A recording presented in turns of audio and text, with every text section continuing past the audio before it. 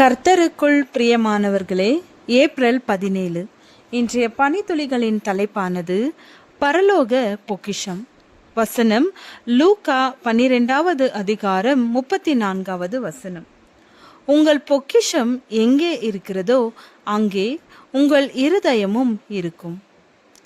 ஐரோப்பாவை சேர்ந்த ஒரு நாணய சேகரிப்பாளர் மற்றும் அவரது மனைவியும் வரலாற்று சிறப்புமிக்க நாணயங்களை சேகரிப்பதற்காக பயணம் ஒன்றை தொடங்கினார். உதாரணமாக, நம் நாட்டில் ஜவஹர்லால் நேரு, மகாத்மா காந்தி போன்றவர்களின் உருவம் பொறிக்கப்பட்ட நாணயங்கள் பல ஆண்டுகளுக்கு முன்பாக வெளியிடப்பட்டன. நாணய சேகரிப்பாளர்களுக்கு இவை வரலாற்று சிறப்புமிக்க நாணயங்களாகும். இப்பொழுது அவைகள் வெளியிடப்படுவதில்லை. இந்த தம்பதியர் ஐரோப்பாவில் உள்ள அனைத்து நாட்டிற்கும் அமெரிக்க தேசம் முழுவதும் சுற்றி திரிந்து அந்த நாட்டில் உள்ள சிறப்புமிக்க நாணயங்களை சேகரித்தனர். அவ்விதமாக அவர்கள் சேகரித்து கொண்டிருந்த நாட்களில் 2ஆம் உலகப் போர் மூண்டது. ஹிட்லரின் நாசி படைகள் ஐரோப்பாவில் பல நாடுகளை ஆக்கிரமித்தது. எனவே அவர்கள் தாங்கள் சேகரித்த நாணயங்களை வீட்டின் பின்புறத்தில் குழி தோண்டி புதைத்தனர். வருடங்கள் பல கடந்து அவருடைய சந்ததியார்கள் அந்த நிலத்தை தோண்டிய போது இவர்கள் சேகரித்த அரிய வகை நாணயங்கள் கிடைத்தது. உடனே அவர்கள் அவற்றை சுத்தம் செய்து ஒரு வங்கியில் பாதுகாப்பு பெட்டகத்தில் வைத்தனர். அந்த நாணயங்களுள் 1629ஆம் ஆண்டு வெளியிடப்பட்ட தங்க நாணயம் 348.5 கிராம் எடையுடன் இருந்தது. 2 நாணயங்களில் இன்றைய சந்தை மதிப்பு